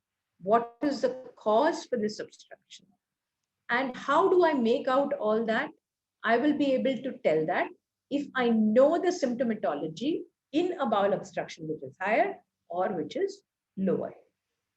So that is why when you talk about bowel obstruction, you talk about an obstruction which is at the higher level. So that will develop early. So this patient, if the patient comes and tells you, you know what, I'm not able to retain anything. Whatever I take just comes out. I just bring out everything. And the way I take it is the way I bring it out. And so there is copious vomiting. It develops early. Patient has colic pain, but there is also continuous pain because of the background tumor that is already there. And you have tinkling sounds when you put your stethoscope and see it, and you can have anorexia. So all of this would be if the level of obstruction is high. So suppose you have a patient with gastric outlet obstruction. This is how they will present to you. And when you actually put your finger in put your palm in the epigastrium, when you palpate the epigastrium, you will actually find tenderness and the swelling there. The minute you put in a Ryle's tube and decompress, the patient will feel better. So an obstruction at the higher level will have copious vomiting, a lot of pain. It will develop early. You will have watery nausea. They'll just take it, they'll bring it up. Whereas suppose a patient has an obstruction at a much lower level. This will be a very insidious process. So there will be constipation, but it will be long-standing constipation. There will be vomiting, but it will come in late. And what will be the nature of this vomiting? It could be feculent vomiting because the contents that are coming out from below. So it's going to be feculent vomiting. There will be colicky pain, but there will be a longer interval between pain. So just history taking can actually tell you where this obstruction could be from. So we need to know the episodes of vomiting, what is the nutritional status, we need to palpate, we need to auscultate. And when we assess, usually we see the GI symptoms. We also look for dehydration, we look for somnolence, we look for metabolic abnormalities, and investigations of choice would be a plain X-ray abdomen erect or a CT MRI. We will do this because we would want to know how we can intervene. So interventions can be surgical, they could be stenting, they could be purely palliative. So what are the questions you need to ask? You need to know, is this patient fit for surgery? Is this patient fit for stenting? What are the drugs I can use? Can I use a venting NG tube? What are my roles for parenteral nutrition? Once I ask myself these questions, then you have to make your management plan. So you have to know whether this obstruction came in first, or is this a patient I'm treating for a long time and it has now come as a part of recurrent disease. So you have to consider what is the quality of life that I'm looking at for this patient. What is the performance status? How do I prognosticate this patient? So all of these questions are very, very important when we are going to manage bowel obstruction in a palliative care setting. So this is if suppose your surgeon says that I'm not going to operate this patient, it could be because there are multiple levels of obstruction, multiple sites of obstruction. Patient has already taken treatment for a long time. This surgery is not going to benefit them any further, or the patient themselves prefers conservative surgery. So, but your first call will be your surgeon to find out whether this can be relieved or not. This again, I'm talking of in a cancer setting, in a metastatic setting. And then your surgeon decides your surgical interventions, whether he wants to do a resection, whether he wants to bypass, whether he wants to just put in a stoma and relieve and give the patient a better quality of life, which is what happens most of the time in our setting. Then you can also use stenting if you have a gastroenterologist. Stenting is like a bridge. So don't use stenting as a solution. It's more or less like a bridge if you're planning some kind of therapy. And also choosing your stent, because many of the colonic stents will migrate. So if you're using it for the esophagus, you can get much better results. So choosing your stent and choosing what way I can bend is also important. And remember that all of these procedures are associated with complications and contraindications. So first is non-pharmacological. So you reduce the intake, you give the bowel rest, and then you prevent dehydration. And most important is communication with the family, because many times the family will tell you, look at him, he's okay otherwise, but the patient is not able to eat anything. And that becomes a huge source of distress for the family. And the principles of pharmacological management are that you need to establish whether you can restore this bowel function and your route of medication. When someone is vomiting, you cannot give them an oral medication. You have to choose, you might have to change the route to an IV, or easier still is subcutaneous, which is what we use most of the time. So I'm just touching on the basic principles because I think we are now running out of time. So I would like to conclude in the next 5 minutes or so. So if we are looking at partial obstruction, what is it that I want to do? I have to decrease the edema. I have to stimulate the motility. So what will I choose? I will give the patient steroids or dexamethasone. And along with that, to increase the motility, I will add a prokinetic and give them metoclopramide. But suppose my patient is completely obstructed. Then what am I going to do? I have to suck that abdomen dry. I have to suck that intestine dry. So what will I do? I will give medication to reduce the bowel secretions, and I will treat the worst symptom, which is nausea and vomiting.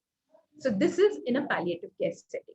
So if it is partial, I will try and restore the function by giving them a prokinetic and reducing the edema with steroids. If it is complete, I will add my steroids, I will decrease the secretion and treat the nausea and vomiting.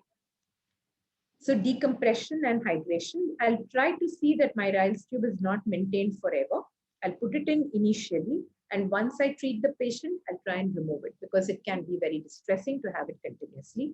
I'll give my patient good analgesia, which will be baseline pain and colicky pain, both of which I have to address. I will combine my antispasmodics, my antiemetics, anti-secretory, and my steroids. So combining this is the crux of bowel obstruction.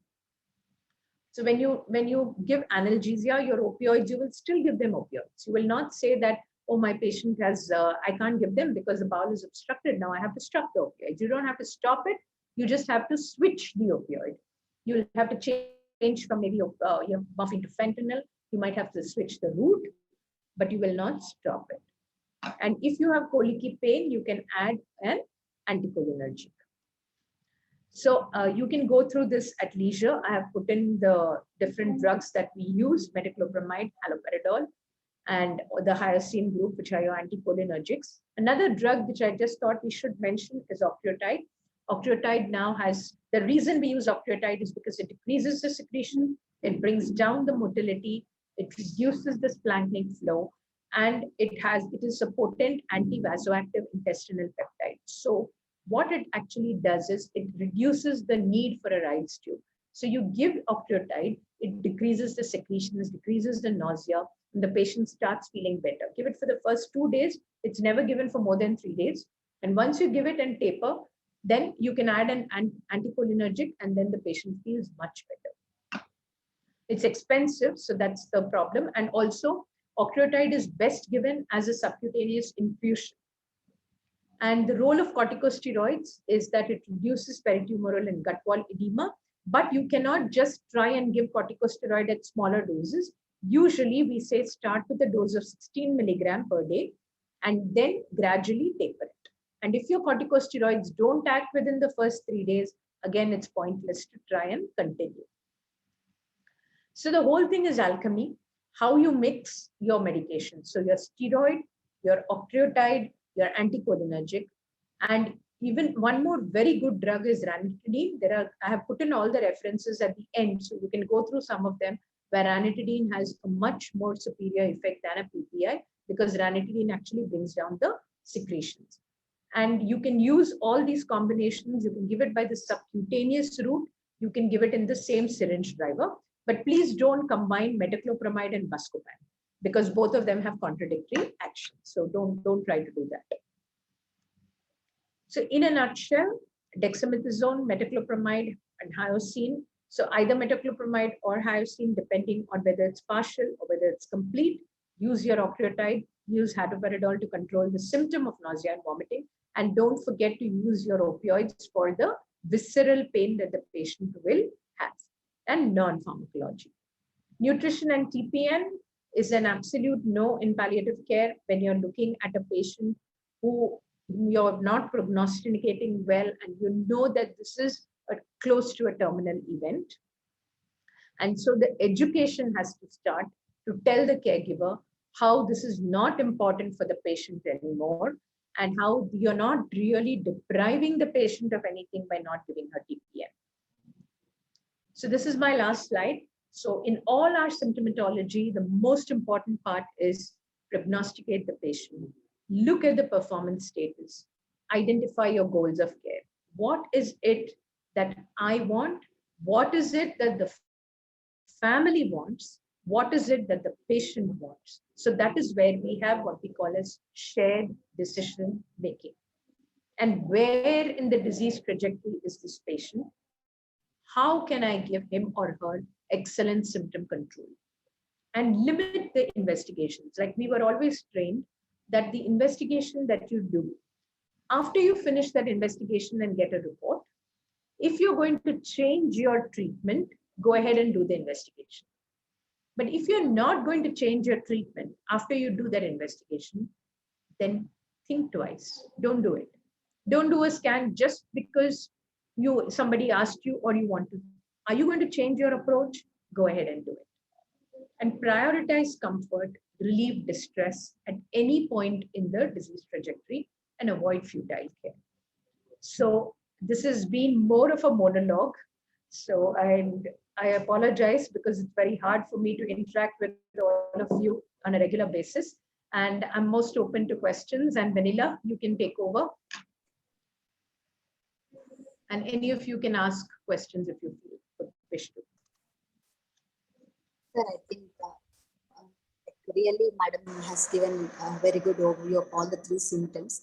So now it's open for question and answers. Please feel free to ask questions, whether it's related to dosage, medications, symptoms, anything. So have you seen any of these situations? Have you found them to be a challenge? What is your daily practice like? Because I told you right in the beginning, I work in a cancer hospital. So most of my examples, most of it comes from here. So in case you do have any questions or thoughts or comments, you're most welcome. Yes, Tashika, you raised your hand. No? So where are your areas of practice? Where do you work in? Where do you work?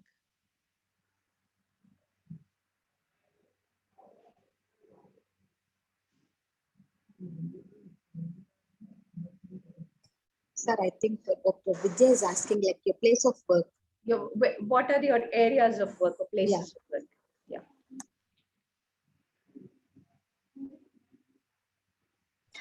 I work at PMCU Puttur in Jaffna as an OPD doctor.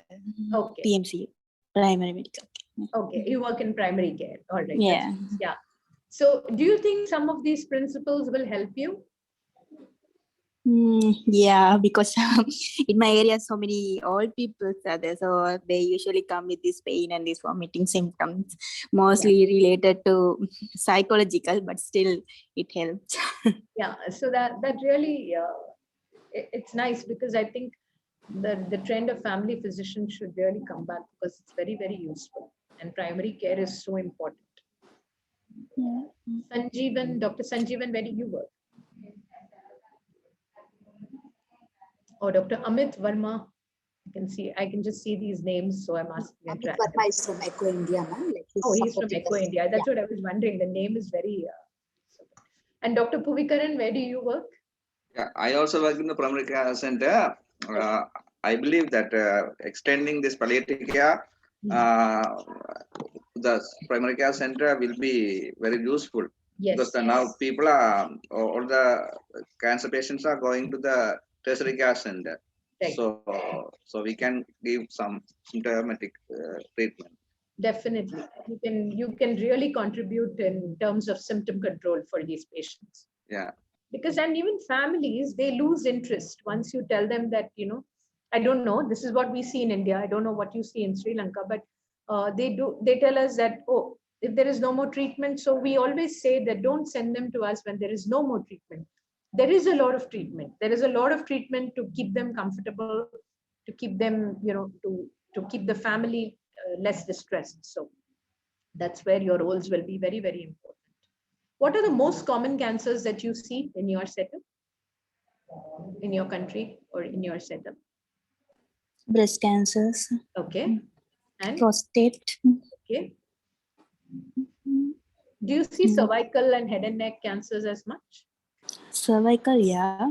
Head and neck, like I haven't come most of. Head and neck also we have, because there are beetle chewing people around Sri Lanka. Okay. So All right. And lung, what is the incidence? It's pretty high. Or Not that high, I think. Like I haven't come. I was working in culinology, so I haven't come across so many. Maybe. That's right. And do you see huge fungating wounds? Do you see patients like that? You do? Okay. So I'll send across that paper. I'm sure it will be done. But this is Rina George's paper, Vanilla, on metronidazole and wound care, and how smell can be taken care of. And it works beautifully. So it's something which is very, very useful in a primary care setting. Sure. And do you see GI cancers also, liver and GI? yeah, we do have, but the data are, I am not sure about that, but we do have. Okay. What are the problems that you see in your day-to-day practice? Too many patients to one doctor? Is the ratio again like how we have in India, or is it better there? In the primary care setup, is actually less patients. Patients are going towards the tertiary care center, because we have all the facilities for the investigation and everything. Okay. So for the primary care, they are not coming actually. They're not coming actually. And you have a good insurance scheme for these patients, or? Not actually. Not actually. Okay. So it's more like, it's like our country only, more of out-of-pocket expenditure. Yeah. And how is COVID there? Increasing. It is rising. We are going to cut you. Okay, you all are active in COVID care also, right? I think everybody in the world is, but it's quite challenging. And at your age, to be in primary care centers and dealing with it day in and day out is not easy. These days, actually, primary care units, we are getting many patients because they are scared of going to tertiary care centers because of this COVID thing. Okay. So nowadays, we are getting more patients actually. That's nice. Dr. Jude or Dr. Divakaran, or any of you would like to say something, or you have some questions?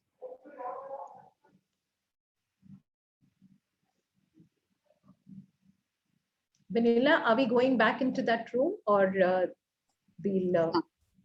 And soon, like now, I think nurses are still having their question and answers, but still, I'm just going to move all of you to the main session. Okay. So it was really nice interacting with you all. It must have sounded good. 2 hours is a long time. I agree with you if I was on your side. So, but I think we have so many topics that we need to condense, and we need to impart all this. So think of all this as just, some amount of information. Pick, read, and feel free to email or ask questions. I think if you send it to Vanilla, she'll send it across to anybody, and we are more than happy to answer. So, thank you so much for your presence and your time. Thank you. Really Thank you, Madam. It's so interactive session. Yeah. So thank you. Thank you. Dr. Prashant, you switched on your video now. So tell me where you work.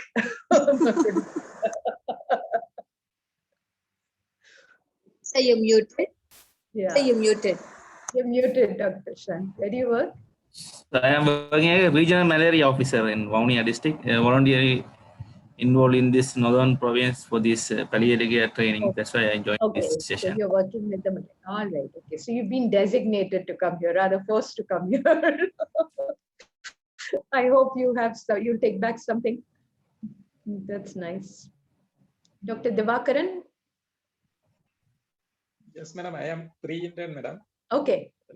Currently working at mental health unit, Kilinochchi District Hospital. All right. There's a very, very large interface between psychiatry and palliative care. So it's an area which is, there's lots to do and lots to learn. Yes, madam. Yeah, Vanilla, you want to take I it? will go back to the main room now.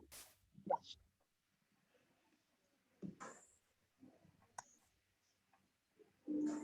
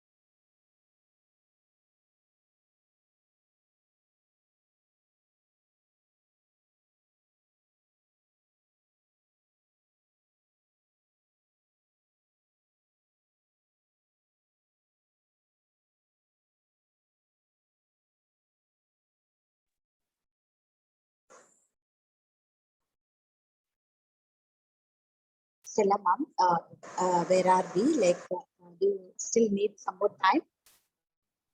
No. We have finished. We were Oh. just discussing some things. It's okay. Is it done, ma'am, or you want to?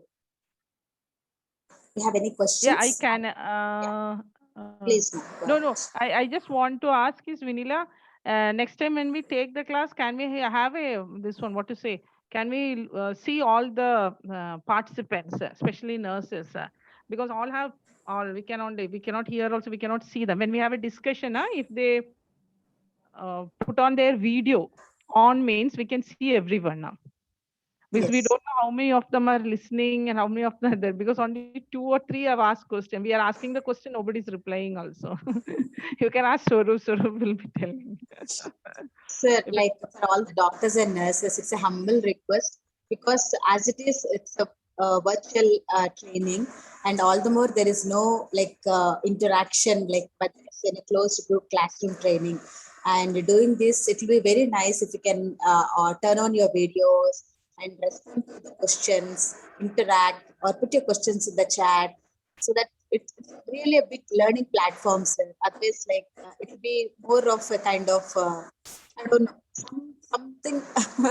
What do you say, Vidya? Because from the beginning, I'm trying to tell all the doctors and the nurses. Because Please, it's rather hard to to take a session and not get a response. Then you never know what we have, and we've not seen them before, so we have no ideas. Yeah, good. It's a good news to many of our trainees who are joining in this participation. Next session, whoever is just muting those videos, when whoever is just setting out their videos, there will be a lot of questions to them. That's a good news to them. So I just started interrupting them. We are out of time. So there are a few people who just put it on and shut their videos down and then left. I think I don't know whether they are there or not. Yeah, that's what I was asking. I Yeah. don't know whether they were in the session or they were out of the session. I have no idea at Yeah. all. So maybe for every one of you, it's a good news. Maybe in the next session, if I join, I'll surely interrupt you in the middle. You're going to join, Saru. You're going to be there. So if there are no more questions, we have come to the end of the session. Ma'am, sorry to interrupt you. Yes, I sure. would like to know the name of Galaxy M11 for the attendance purpose. So if that person could please tell their name. I am Nirmala Balasurian. Nirmala Balasurian. Sorry, could you repeat? Nirmala Balasurian. Okay. Thank you, ma'am. Welcome, ma'am. If you can't rename your name from the participants list, you can always in the chat and we'll rename it for you, because you lose your attendance unnecessarily. So I All think we right, have come, Vanilla, come to the end of the session. Yeah, thank you so much, Vanilla ma'am, Stella ma'am, for your time. And it's like it's not so easy. You have been pulled out of your clinical work and you have been sit here for 2 hours and doing session for our doctors and nurses. Yeah, that is right. Dr. Vidya is pulled out. I'm sitting at home and I am running taking care of me now because patients are still waiting. So I'll go finish your PD. Yeah, please, I have shared the feedback link in the chat box. Please, I request all the participants to share your feedback there. And another gentle reminder is like the next session will be on 22nd May, which is Saturday from 7:30 to 9:30 p.m. And the topics will be dyspnea and delirium. So I can have Stella Madam and Swarup who are going to be there as a facilitators and faculty for the session. And for doctors, Dr. Jonathan from Canada will be taking the sessions for doctors. So it's May 22nd, Saturday, 7:30 p.m. We all will meet again with the same meeting ID and passcode. Thank you. Bye. Thank you, everyone. And Thank please you. do not forget to share your feedback. Stay safe and be well. Bye. And all the best. Thank you, ma'am.